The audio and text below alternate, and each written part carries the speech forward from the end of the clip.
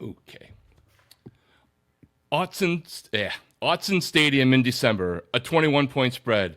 Is this a coronation for the Ducks or the perfect storm for an upset after a ton of college football distractions and drama the past several days?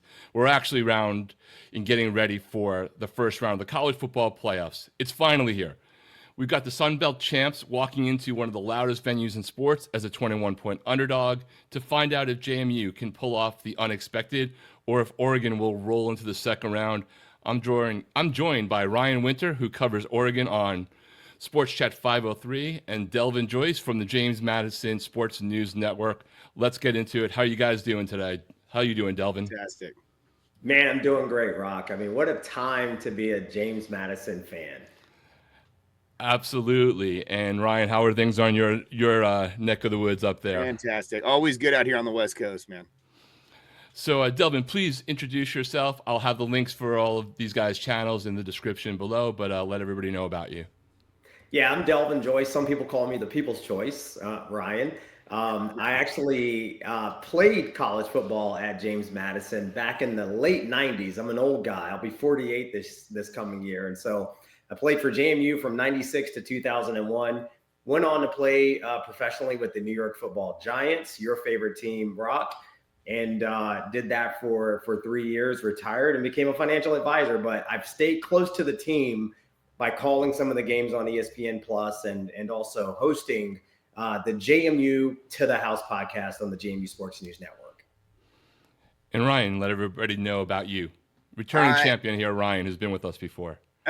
Yeah. My name is Rian Winter. I am actually a high school teacher. I am just out here. I'm a parent. I'm a father. My son goes to U of O now. I've been on YouTube now, so since 15 years now, since 2010. So I just talk about the Ducks out here. I'm not a media guy. I'm not a professional. I'm just doing my thing out here. But I go to all the games. I support the team, and 4 generations of Ducks over here. So we're thus going to tell Delvin everything about scheme and let him know what he doesn't know as the amateurs here. But Delvin, let's start with you. What's the mood around the program with all of the things that are going on? Making to the playoffs, winning the Sun Belt, coach leaving, and just the chatter. Like, how would you characterize the world of James Madison fandom and then expectations heading into this game? Well, obviously, as you guys know, it's been a roller coaster, man. I mean, we win the Sun Belt Championship. We find out like the next day that our coach is leaving and going to UCLA. But we knew those rumors were swirling for the entire season. And so, I would say the mood is one of 100% elation. Like, there is nothing that can stop the excitement around this fan base right now, not even our coach leaving in the middle of all of it and going to UCLA. And so I would say that the mood is excitement, elation, but also optimism for what this game and what this appearance means for this program. And Ryan, last year, the playoffs were not kind to Oregon after an amazing season, right? So now things are reversed a little bit for Oregon. And you have, if you listen to all the broadcasters, the prognosticators, a game that, of course, Oregon should definitely do what they're going to do on, right? So how do you feel about this game? How do the people that, pay attention to you? And how do you think the program is looking at this game as a supposed mismatch based off of the odds makers? Yeah, I don't think there's any of that chatter on this side. I think the Ducks themselves are looking forward to a good opponent, good team coming in here, trying to do their best. Dan Lanning and company is not really about trying to satisfy the cable overlords and what they want to be done with our game. No, I think there is something to be said of, the talking heads out there and the national people kind of talking for us in a little bit of a way, which we are a little sensitive to out here. But no, I think it's going to be a hell of a game. I think we've been waiting for this game for a while, this idea that you could host a game immediately. We were very excited about. We've got a great atmosphere. It's a smaller stadium compared to a lot of the stadiums out in the country, but it gets really rocking, and we have a great time. We've got a great fan base. So I would say it's never better to be a Duck than right now. So we're excited, man. Yeah, and it seems like you might have some very Duck weather, according to the weather reports I've seen. Beautiful which is today, to be man. expected, but we shall see. So Ryan, in terms of how do you think Oregon just approaches this game right away with Dante Moore on the offense? Are they going to try to come up and physically bully JMU up front immediately, or do you think Lanning is going to try to spread them out and test the perimeter speed of the secondary? Like, where do you think they're leaning towards? They definitely like to bully teams. It's not even about JMU. They tried to bully anybody. Iowa, Right. one of the best defenses they played this year. They tried to bully them too because that's just their style. They want to be more physical. So Dan Lanning's got that Kirby Smart style. He wants to build what we see down in Georgia, and we saw that firsthand with Dan Lanning's first game. We went down there and lost. Was it 49-3? Went down to see him kick a field goal. The Peaches were good in Georgia. I'll tell you that though. But yeah, man, it's a physical team. They want to play their style of football, and they want to dictate the terms. They want to run the ball, and they'll throw off the run. They'll definitely throw it if they need to, but they want to establish the run early and often. And Delvin, I mean, I can't even imagine what Sahira West's phone was like after the game on Friday night. Hopefully, there's a block for everyone who was going there because it clearly stood out. I mean, it was trending on Twitter. So when you and JMU in the Sun Belt has dominated both offensively and defensively. What do you think Sahira West and the rest of that defense, who have been so suffocating the Sun Belt from everything that I've been looking into and researching? How is there one specific area of that defense that you think can actually match up really well with Oregon's offense and maybe frustrate them early, so the momentum kind of goes into JMU's favor maybe unexpectedly initially?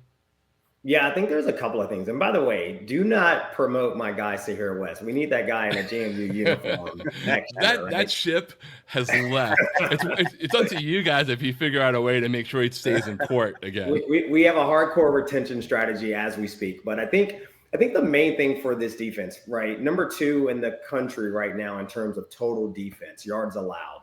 And I think what's great about the defense is that they do fly around, they make plays. But I think the real key is that our defensive coordinator, Colin Hitchler, who came from Alabama, is really good at switching things up, right? Showing exotic looks, confusing offenses, confusing quarterbacks, and giving our team, who may seem a little undersized against this Oregon offensive line specifically, I think that's going to give us an advantage in terms of being able to maybe get to the quarterback, right? I do think that we match up really well with their receivers. They've got some really athletic receivers on the outside, but our corners play really physical. Our field corner, Elijah Culp, is a very, very physical player. If the refs let them play and they don't call a pass interference on every play like we saw in the Sun Belt Championship game, I do think our corners are going to be able to hold their receivers up. And then our defensive secondary in terms of our 2 safeties. I mean, we've got a couple of all-conference performers there who are sort of the leaders of this defense, in addition to our defensive player of the year from the Sun Belt at linebacker, Trent Hendrick. So I just think overall our defense matches up really well with the Ducks. I know that may sound counterintuitive. I do agree with Ryan, though. I think that, Oregon, if I'm them, I'm going to line up and play bully ball because they outsize us at the line of scrimmage on offense. It's just a matter of whether or not we can use our speed and quickness, especially at the defensive end position, to get to Dante Moore. Everyone can talk about that they're going to never overlook an opponent, right? But what do you think Dan Lanning is imparting or talking to his team about to make sure that doesn't actually happen and create an environment that an upset could emerge that nobody might expect? Yeah, I think his main thing is just like be where your feet are at. That's a line he says all the time. This is the biggest game is the next game you're playing, all that kind of coach speak. They have a unique opportunity in front of them, and that opportunity only exists if they continue to play the way that they've played. And so I think that it's important that these guys just realize that they just kind of play us against them, and the classic, all the coach speech, faceless opponent, all that sort of stuff really counts. You got to really dig in and be a good practice team to be good. And I think any team that's good at practice usually replicates itself in the games. And so they go over this in practice numerous times, and then they just go out there and play the game. And I think that if you get lost in the kind of the media, what the media is saying, or the headlines, or what anybody else is saying, their friends are saying, because there are people who are making a mockery out of this game, just like we had with the Liberty game a couple of years ago, where, that was a team that should have been if we had a 12-team playoff, that team would have hosted. That Oregon team only lost to Washington twice, and with Bo Nix, and that was a great team. Probably would have been a 5 or 6 seed that year, at least in the 8. And instead, they went and played Liberty, and who was another kind of one of these situations where the group of 5 needs to go, and that had to happen. That matchup was out of our hands, and a lot of the national media said, "Oh, this game doesn't matter at all." And even though Bo Nix came back and played in it, and there was a bunch of other things happening there we were really excited about, the game just fell flat nationally. And that was my concern about this game. Is I feel like this will be probably one of the least watched games. It's the night game on the East Coast. It's primetime game, so I hope televisions are on, but it's on TNT, it's on HBO Max. I don't know exactly what the real connection is going to be here. So if you're listening to the outside noise, one, you think you could show up with your scout team and win this game, which is not the case. And, you're going into an environment where you have a bunch of fans that are paying a bunch of money to see this game that they've been excited about for years, this playoff game. It's finally here. What would be the worst possible thing you could do is shortchange it. Go into this thing and say it's not a big deal because we're getting ready for the next game. There is no next game if you don't win this game. So, and the worst thing you could do would be down by a couple touchdowns in the first half and have the crowd quieted. And I think they're going to do exactly the opposite of that. I think they're going to lean into the crowd noise. They're going to lean into the excitement factor. And I think they're going to try to get after it early and often and put this team away. And I also think that they're trying to, like I said before, control the clock, with the run game, and squeeze the air out of the ball a little bit, because this is a team that can win in a variety of ways. And they know that the more dominant way to win the game is actually to control the clock and control the run game. And I don't think they need to score 50, 60 points to show domination on the field. They can win a game 20s and, into the teens, or win a game that's 15 to 30 or something along those lines, and, and be just fine. I do think JMU will score, and I do think that they're going to have an opportunity here and there in the first half. But if Oregon plays the game they're supposed to play, they'll put this thing away in the second half, and it'll be a fun night. It'll be a great environment. Shout will be at the end of the third quarter. People will be really jazzed. Hopefully the Ducks will have a pretty good lead by then. You can kind of see the future a little bit. But, there were a lot of Duck fans who immediately when this thing came out, they were just like, on to Miami. And I said, well, not so fast, because, you got to at least show up in this game.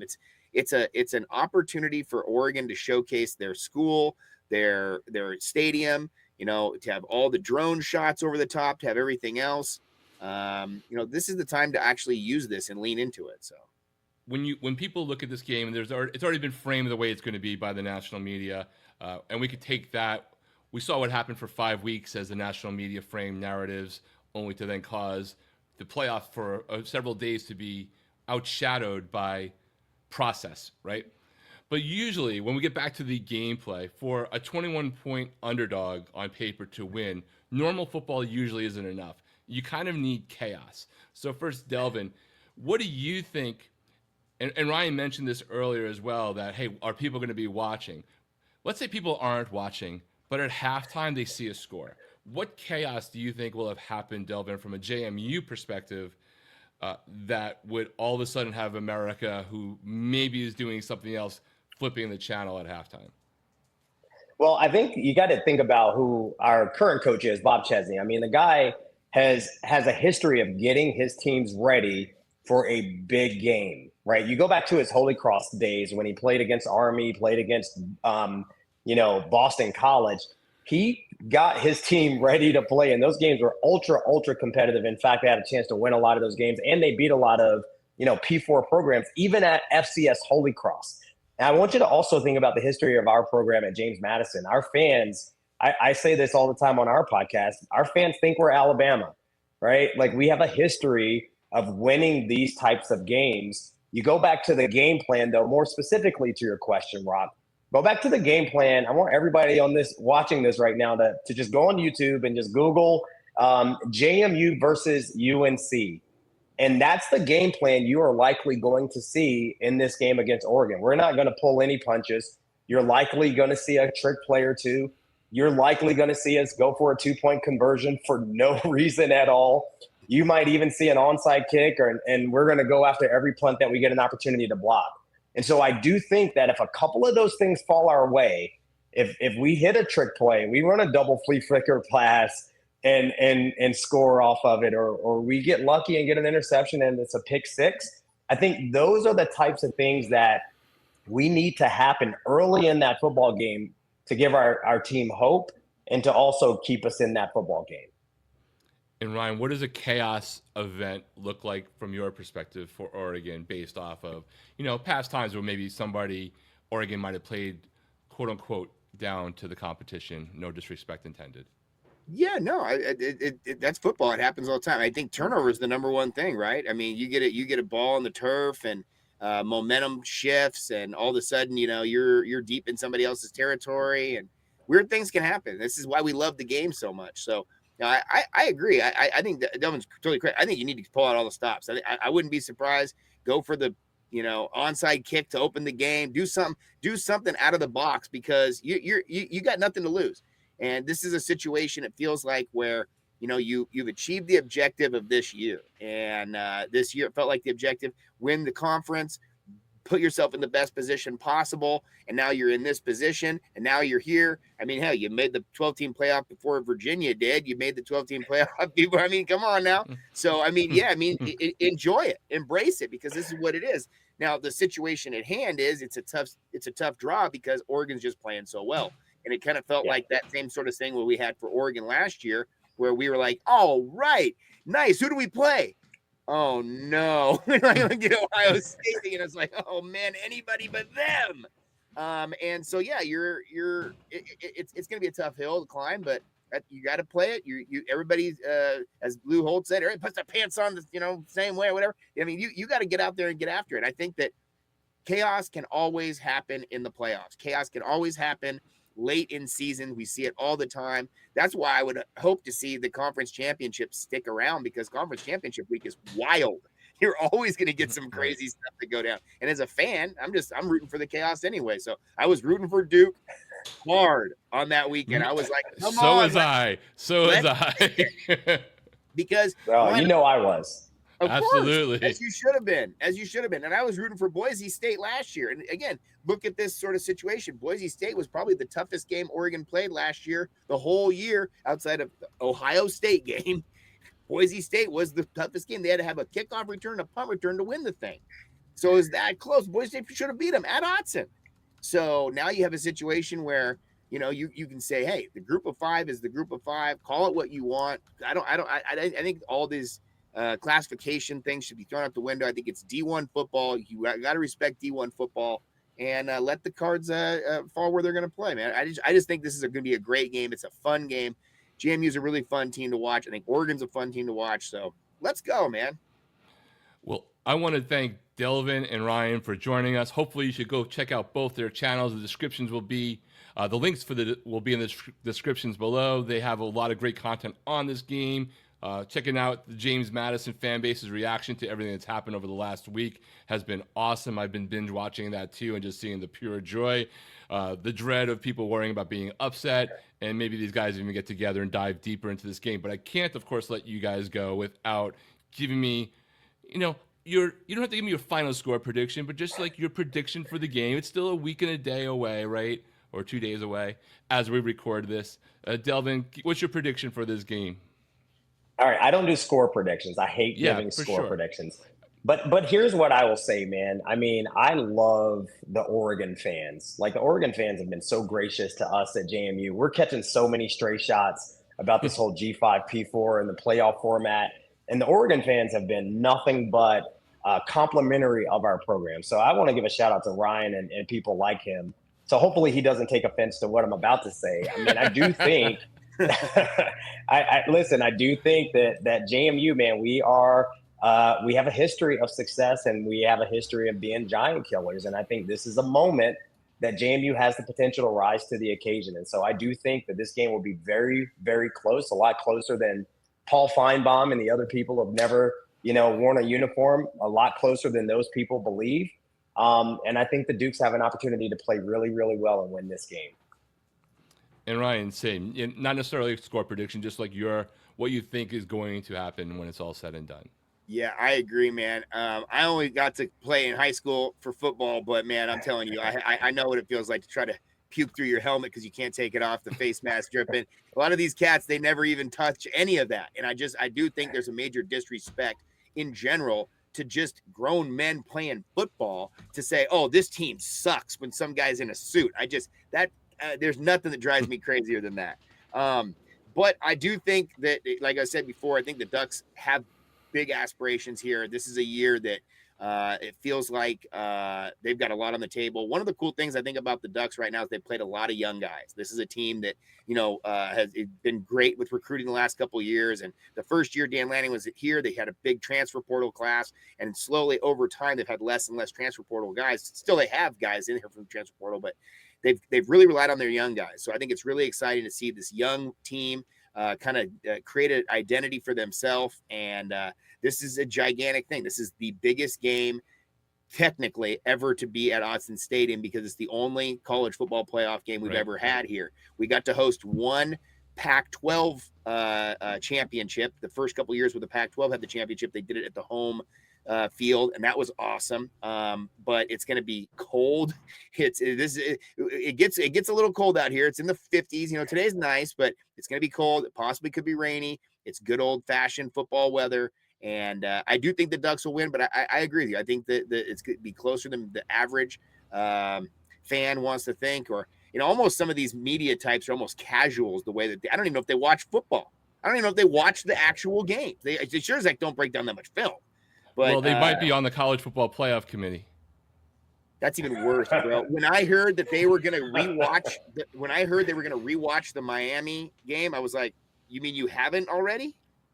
That means they never watched it. They never watched it. Or they never. That literally made me want to jump out of a window. I've seen that game 6 times.